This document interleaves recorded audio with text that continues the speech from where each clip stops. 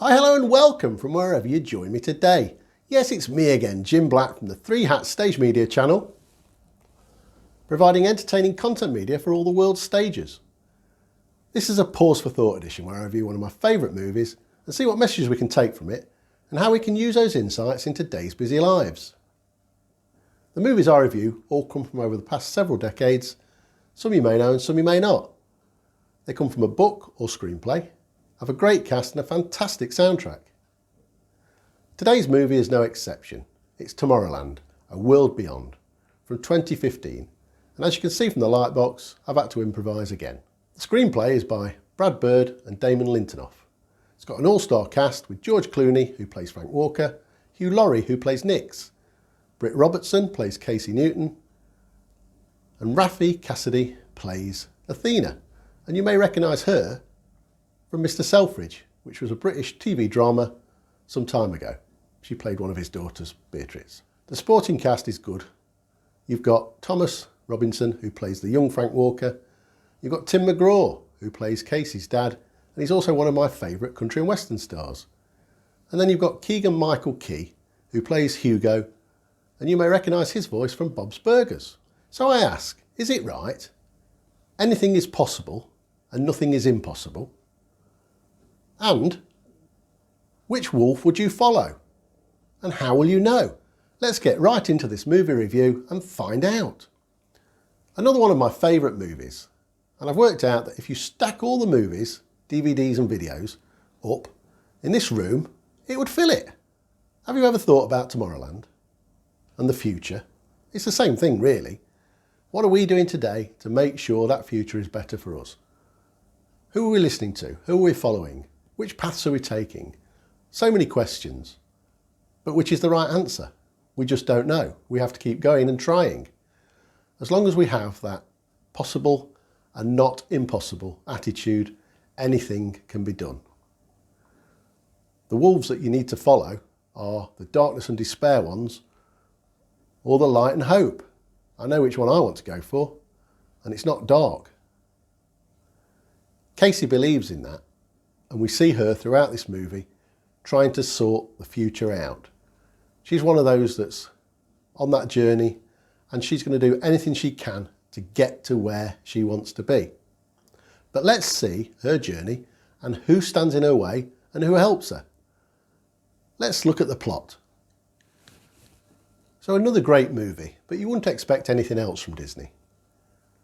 It's set in 1964 and 65. It's set in 1985. It's set in 2003 and 2015. The story goes backwards and forwards, but it starts at the end. And as you know, I say, the end is always a new beginning. And they're basically telling you the story of how they got to that point. It goes back through different points in time and shows what things were like at those different points. It shows the young Frank as a child, an inventor, a person that can see the future that he wants, and he wants to be a part of it. It shows how he meets Athena at the World Fair in 1964, and it's an amazing place. But then we also see Casey's side of the story. So Casey is a young girl, teenager, who can see the world how she wants it to be. She sees good in everything, as we all did once. But some of us become, bogged down with things that we shouldn't do. It's a story of her getting to different places. And at the start, she doesn't know how she does that. She's given a pin, which shows her the future. And that gives her even more desire to find out all about it. She tracks a shop down somewhere else in the country, and the shop is called A Blast from the Past. There's some strange people there. It's one of those collector's shops. She shows them the badge.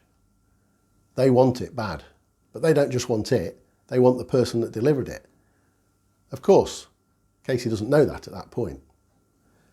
Anyway, there's a big fight scene, laser guns, all sorts of things, futuristic type things, which you'd expect from somebody that's travelled back in time. And then we see Casey and Athena finding out about each other on the trip to go and find Frank. Casey gets dropped off at Frank's place, but Frank is a bit of a loner now. He's isolated. He tries to keep people out, as most of us do, because people don't understand who we are or what we are. When she eventually gets into his fortress, which is his house, she sees that he's tracking the countdown of destruction. He's got lots of devices, lots of things he's invented, but she doesn't know anything else about it at that point. Obviously, from the future, people have been sent because the future doesn't want catching up with. So there's people trying to get Casey and now Frank. Again, there's some scenes at the house where the baddies are trying to get her, and they're all futuristic people, obviously robots and things like that, that can just walk through walls. There's a scene where the bath flies through the air and they end up in a ditch in the big lake. And then there's a motorbike, but that's not needed. It's all things that have been stored for getaways because Athena turns up. They have to get to a station for time travel. This is really intriguing, Casey. And where will it all lead to? Anyway, it leads to Paris. At Paris, at the Eiffel Tower, there's a rocket. I know this seems a little bit far-fetched, but bear with me. The rocket is launched, they fly through space and time warps and end up in Tomorrowland. Tomorrowland's a little bit different from what Frank remembered. It's now ruled by a tyrant called Nix, who's played by Hugh Laurie. He controls everything. He wants his world to survive and the Earth world not to. After some toing and froing, we realise that Casey works out nothing's going to change. She sees the future, the death, the destruction. What can be done? The time is ticking. Anyway, they're going to be deported back because Nix wants his world to carry on. He doesn't want the old world. He wants it wiped out because they can't look after themselves. So why should anybody from the future try and look after them?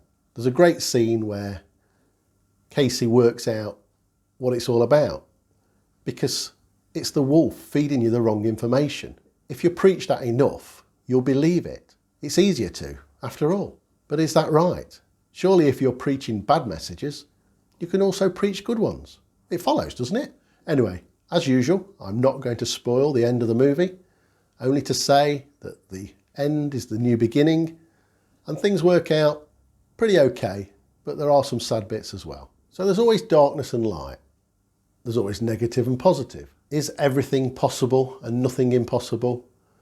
Well, no, I'd be lying if I said it was. You know, after all, life is life. Every day, 24 hours, 7 days a week. Trying to find your Tomorrowland, which is your future basically, you've got to try and do things for today.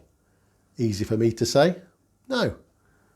Try and live by a way where you can get through each day, and if it goes wrong sometimes, it doesn't matter. It'll always pick up sometime in the future. As you know, wolves, in this story, there's two of them. There's the darkness and despair, and there's a light and hope. It's just like life, really. It's just an analogy. What we all need to do is try our hardest, and if we all keep building, he won't only come, a different film altogether, but Tomorrowland will be a better place. The trivia in this movie is good. Did you know that it's all based on Walt Disney's plan for a Tomorrowland? All his resorts, they look like the movie sets.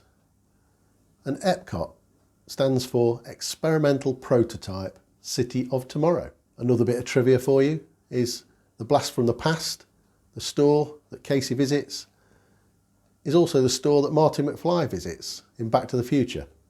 A different one, albeit, but the same name. In the Blast from the Past store, there's Disney memorabilia all over the place. You've got The Incredibles, you've got Iron Giant, you've got Zurg from Toy Story. The owner of the memorabilia store is called Hugo. And did you know that the Hugo is an award for sci-fi? Yeah, how about that? If you've ever seen the Monsters Inc. movies, if you look at the end of the Monsters Inc. the first film, which became the second film, and then the first film was done as a prequel, if you know what I mean, there's a picture of Tomorrowland on one of the walls. And the final bit of trivia is when Casey gets her stuff back at the police station, there's a pack of Beham's chewing gum. Did you know that the Rocketeer, back in 1991 in the movie, carried a pack of Beham's chewing gum with him as good luck? Another Disney movie, I believe. And pilots often chew that brand for altitude purposes. Apparently it works. The music in this movie is good too. You've got all the traditional stuff, such as the Sherman Brothers, as well as Michael John Chico's score that runs through the movie. You've got music by the Black Keys, John Williams and Bobby Huff, to name but a few. I hope you've enjoyed this review, and if you want to know where my thoughts and inspirations come from, I've left some links in the bio below. Please click on them to take a closer look. If you'd like to subscribe to our channel and join our community, then please do so and hit the notification bell to let you know when I upload again.